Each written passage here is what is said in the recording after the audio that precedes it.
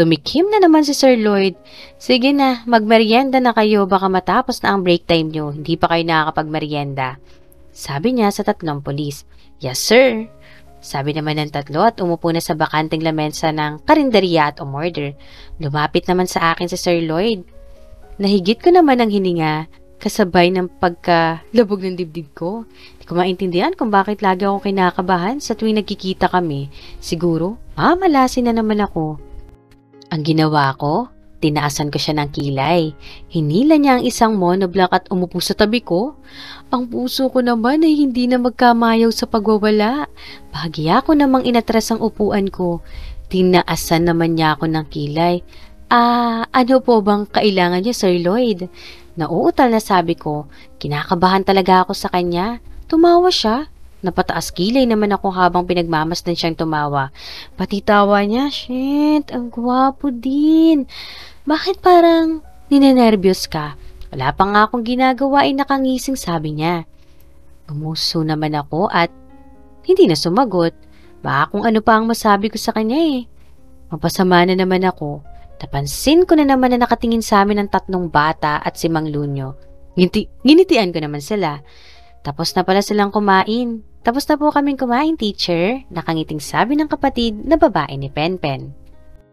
Kumuha naman ako ng tissue at pinunasan ang nguso niya. Ganon din ang bunsong kapatid niya. Tinawag ko ang tindera at pinakwenta ang mga kinain namin at nagbayad na.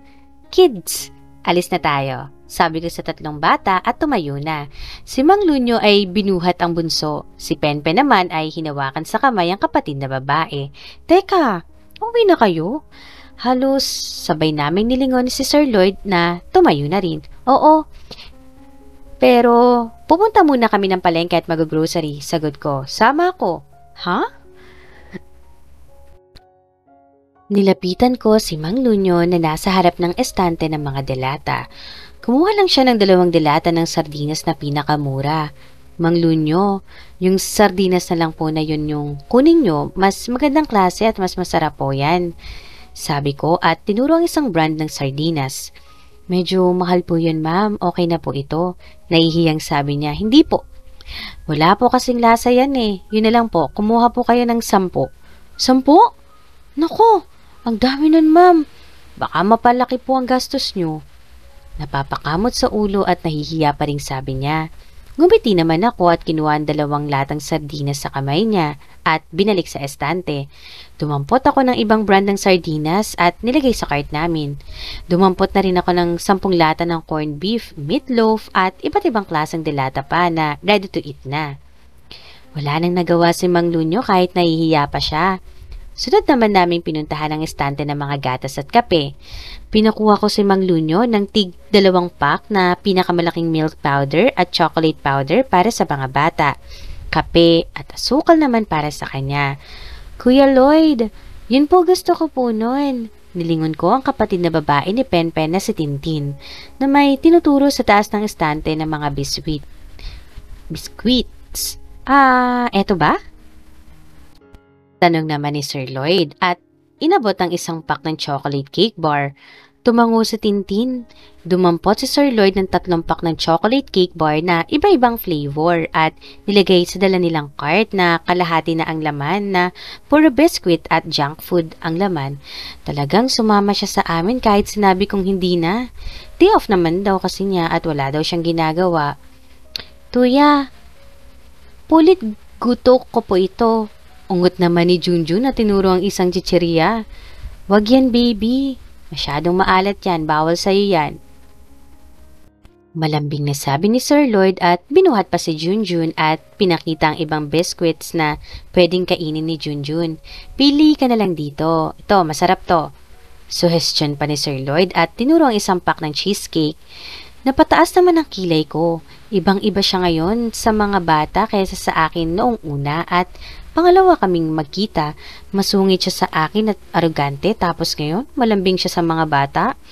Unfair, ha? Maraming salamat talaga sa inyo ng kaibigan mong pulis, ma'am. Napakabuti niyo sa amin.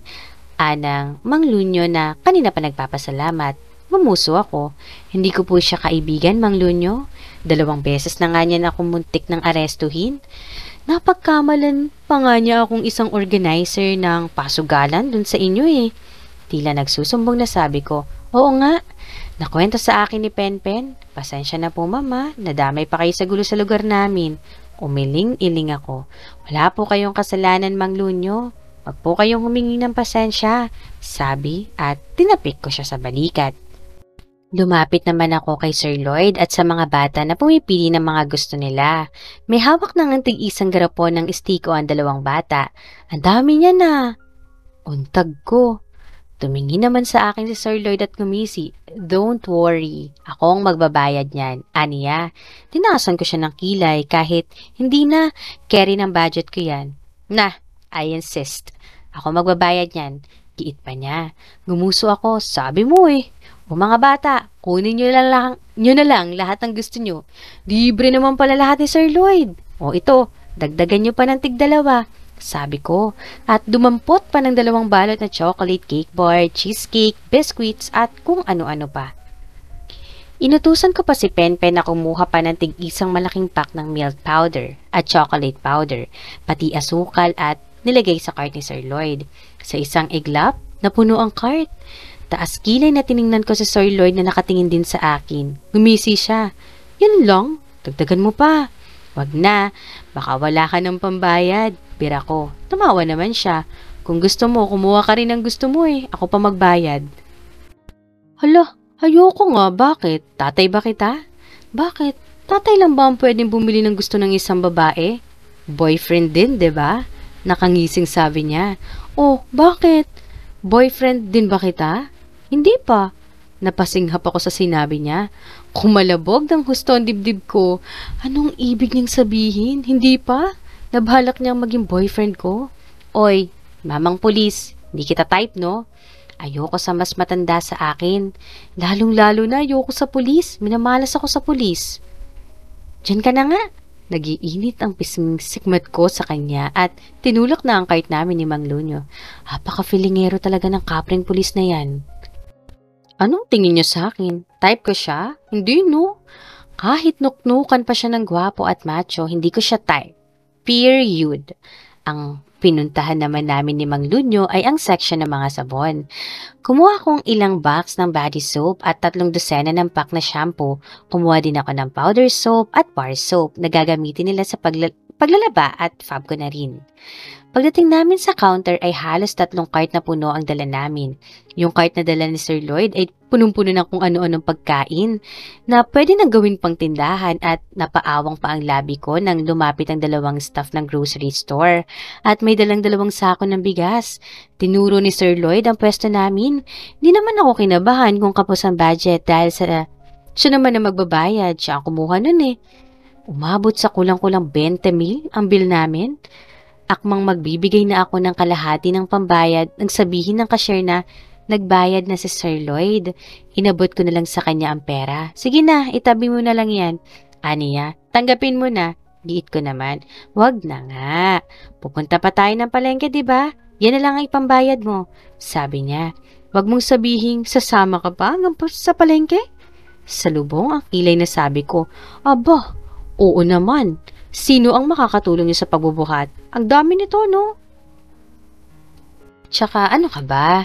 Mas convenient dahil may dala akong sasakyan. Hindi na kayo mahihirapan maghanap ng sasakyan. Katwiran niya. May point naman siya. Sige na nga. Basta, huwag ka nang e-epal sa palengke ha. Ako na ang bahala doon. Sabi ko. Gumisi naman siya. Yes, ma'am. Nag-init ang pisngi ko sa sinabi niya. Nang makabayad na kami ay sinakay na sa pick-up truck ni Sir Lloyd ang lahat ng pinamili namin. Mas convenient nga naman na kasama namin siya dahil lahat ng pinamili namin na nakakahon ay sa likod ng pick-up truck sinakay. Pati na rin ang 2 sako ng bigas. Sa backseat ng sasakyan ay nakaupo ang mag-aama. Si Mang Lunyo na nakakandong si Junjun at sa tabi niya si Penpen. Ako naman ang naupo sa passenger seat. Kandong ko si Tintin. Siyempre, ang driver namin, ang kapring pulis na ma-eps na galante naman. Ilang minuto pa ay nasa palengke na kami at pinamili ko ng ulam ang mag-aama. Dahil wala naman silang ref ay saktong ulam lang ang binili ko. Pero Dinagdagan ko na rin ng gulay, itlog, bawang, sibuyas at kung ano-ano pa. Binilhan ko na rin sila ng sariwang prutas. Habang nasa gitna ng daan ay tahimik lang ako habang nakatanaw sa labas ng bintana ng sasakyan ni Sir Lloyd. Galing kami sa bahay nila Mang Lunyo at hinatid ang mag-aama. Binigay kong sobrang pera kay Mang Lunyo para may panggastos sila at pambayad na rin ng kuryente nila. Todo-tonggi pa nga si Mang Lunyo pero wala na siyang nagawa sa kakulitan ko. Todo-todo ang pasasalamat niya sa amin ni Sir Lloyd at naiyak pa. Ako naman ay magaan ang loob na nakatulong. Masarap sa pakiramdam. Ang gusto ko lang ay maging magaan ang pamumuhay ng pamilya ni Penpen at makabalik na siya sa pag-aaral. At syempre, kailangan ko ding pasalamatan ng aroganting pulis na kasama ko. Nilingon ko sa Sir Lloyd na prenteng-prenteng nakaupo sa driver's seat at nagmamaneho. Nag-init pa ang pisngi ko nang lumingon siya sa akin at nagtama ang aming paningin. Mabilis naman akong nagbawi ng tingin at tumikhim. Salamat nga pala, sabi ko. Ngumiti naman siya. You're welcome. Muling namayani ang katahimikan para akong may stiff neck na hindi makalingon sa kanya at sa harapan lang ng sasakyan tumitingin. Nagpresenta kasi siyang ihatid ako sa school. Nakikita ko sa gilid ng aking mata na patingin-tingin siya sa akin. Tumikhim siya. Hindi ka nagalit? Tanong niya. Tiningnan ko siya nang hindi nililingon ng ulo. Galit? Saan? Kunot noong tanong ko din naman sa kanya. Noong isang araw, nung pinaghinalaan kita, sagot niya. Automatiko naman akong sumimangot ng maalala yon at inirapan siya. Tumawa naman siya. I'm sorry, aniya. Tinaansan ko siya ng kilay at hindi makapaniwala na sinabi niya, nagsusorry siya. Talaga ba? Ngumuso ako. Naiinis ako sa'yo. Napahiya kaya ako nun, sabi ko. Kaya nga ako nagsasorry eh. Hindi ko naman intensyon na ipahiya ka. Alam ko naman na hindi ka sangkot doon. Nilingon ko na siya. Alam mo naman pala eh. Pero bakit ginigiit mo pa rin sangkot ako doon? Inis na tanong ko sa kanya. Kumamot siya sa ulo. Nagmistula siyang batang nahuli sa kalokohang ginawa. Wala lang. Trip ko lang. Parang wala lang na sabi niya. Napaawa naman ang labi ko. So, it means pinagtripan lang niya ako nung isang araw. Abay, sira ulo nga talaga tong kapring pulis na to. Napipikit ako at mariing nilapat ang labi. Ngali-ngaling bigwasin ko siya. Kalma lang, Alyana. Pulis pa rin yan. Umugot ako ng malalim na hininga. Alam mo bang, takot na takot ako ng araw na yan at halos maiyak na ako tapos pinagtitripan mo lang pala ako. Inis na sabi ko. Kaya nga po, nagsasorry ako. Sorry ka dyan.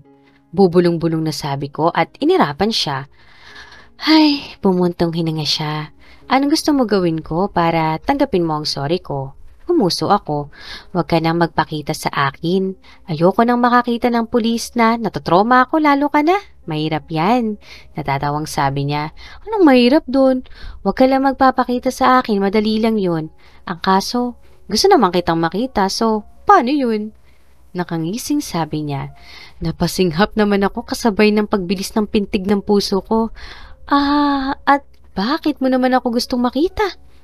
Nagkibit balikat siya at tumingin sa akin. Dahil gusto kita. Napaawang naman ang labi ko at nahigit ko ang hininga.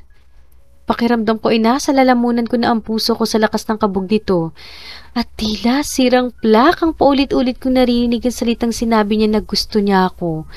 Baka pinagtitripan na naman niya ako. We're here, untag niya. At hininto ang sasakyan.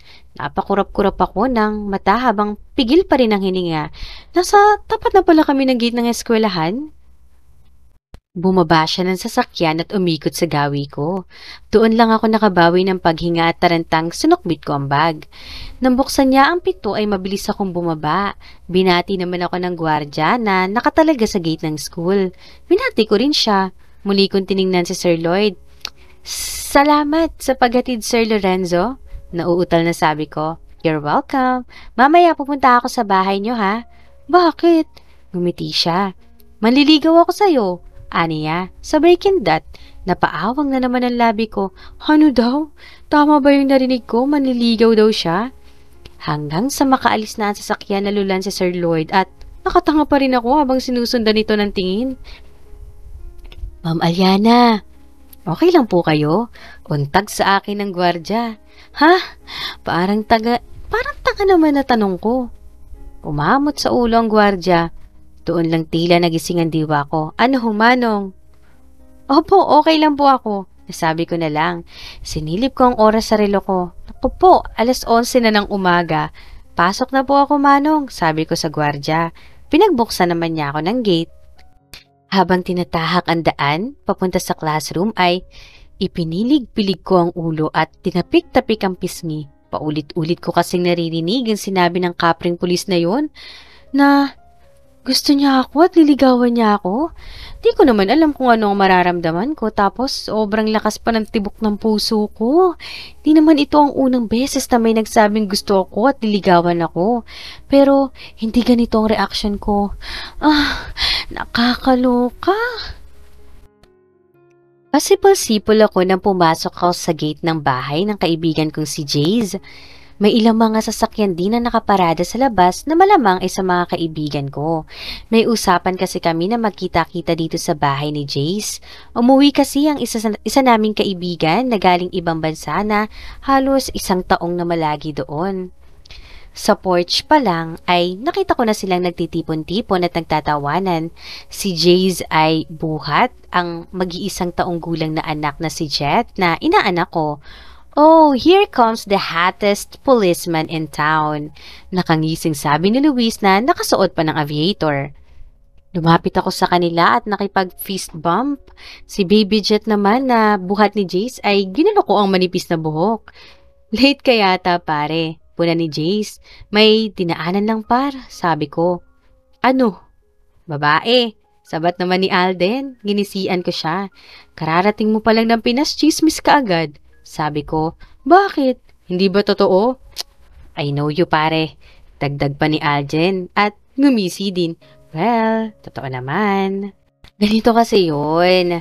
Kasama ko kanina si Aliana pero may kasama din kaming iba. Umiiling-iling na lang ako at umupo sa couch. Sabay dampot ng hindi pa bukas na beer in can na malamig pa. Binuksan ko ito at tinungga. So, sino naman ang babae mo pare? Usisa pa ng chismosong si Alden. Yung kasamahan din niyang pulis. What's her name again pare?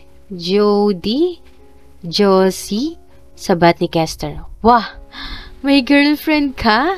Bakit hindi mo dinala para makilala din namin? Susunod ka na rin ba kay Jace? Ani Luis. Her name is Julia. And she's not my girlfriend, sabi ko. Nagngisian naman silang 5. What? Kunot noong tanong niya. Wala. Akala naman namin susunod ka kay Jace. Kayo pa naman ang madalas magkasama. Baka kasi naiinggit ka na sa kanya. Ani Alden. Ako naman ang umisi. Malabo pa yan. Baka mauna pa kayong 4 sa akin, sabi ko. Pero tila naman tuksong lumitaw sa isip ko ang mukha ng nakangusong si Aliana. Ang mapupungay niya mga mata na kuminsan ay matalim tumingin sa akin. Alam ko namang bad trip siya sa akin. 2 beses ba naman kaming nakita sa hindi magandang sitwasyon. Yung pangalawa kasi, sinadya ko lang talagang pagtripan siya. Wala lang. Ewan ko ba? Gustong gusto ko kapag naiinis siya sa akin. Yung itsura niya, naaalala ko palagi na tila gusto akong sapakin. Sa lahat ng babaeng dumaan sa buhay ko ay siya lang ang bukod tangi at lakas loob na sagot-sagutin ako. Supladahan at irap-irapan. Kaya, lalo tuloy akong naa-attract sa kanya. Sa kanya lang ako na-attract ng ganito. Hindi lang dahil sa panlabas niyang itsura, kundi pati sa personality niya. Teacher na palaban pero may mabuting kalooban. At gusto ko pa siyang makilala ng lubusan and maybe she's the one for me. Lloyd pare, nag-angat ako ng tingin sa mga kaibigan kong mga nakakunutan noong nakatingin sa akin. Mukhang kanina pa sila mapinag-uusapan. Yeah! Nagngingisian silang 5 at umiling-iling. Nagde-daydream siya mga pare. Untag ni Matias na siyang pinakaseryoso at moody sa aming 6. I'm not. Kontra ko. Tsaka, kung nakita mo lang itsura mo kanina, pangiti-ngiti ka at hindi nakikinig sa usapan. Sabi ni Jace.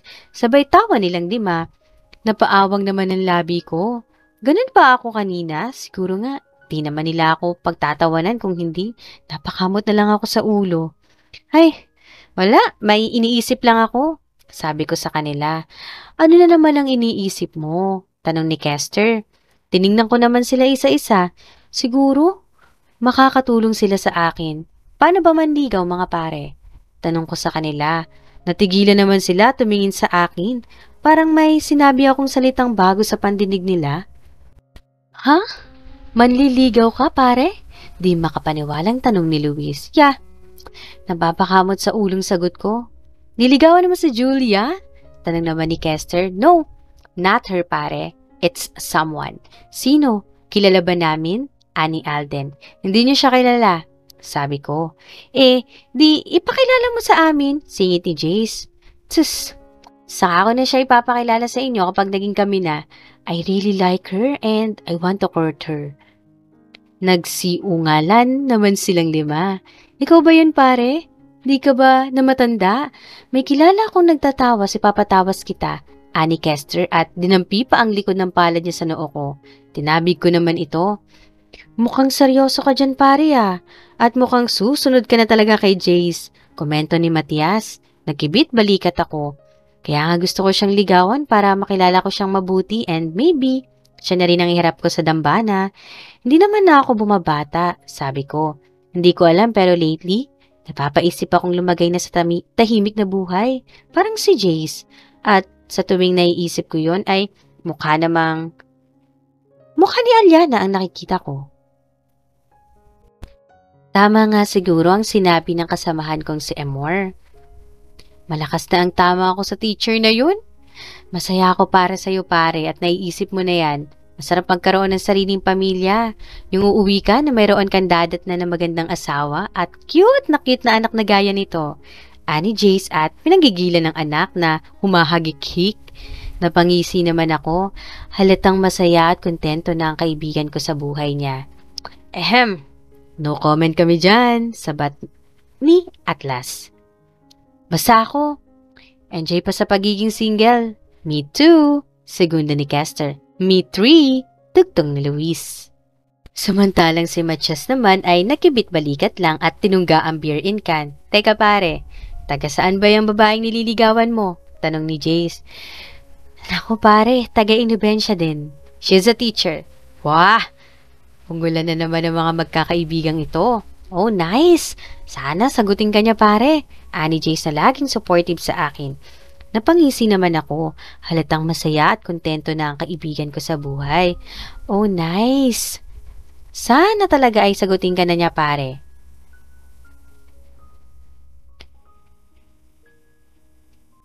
Salamat, mga pare. Ang kaso, di ako marunong manligaw. Sabi ko. At tumingin ako sa mga kaibigan ko. Nag-iwas naman sila ng tingin at kunwari ay busy sa mga hawak na cellphone. Napangisi naman ako. Ano bang aasahan ko sa kanila? Malamang, hindi rin sila marunong manligaw. Babae mismo ang lumalapit sa kanila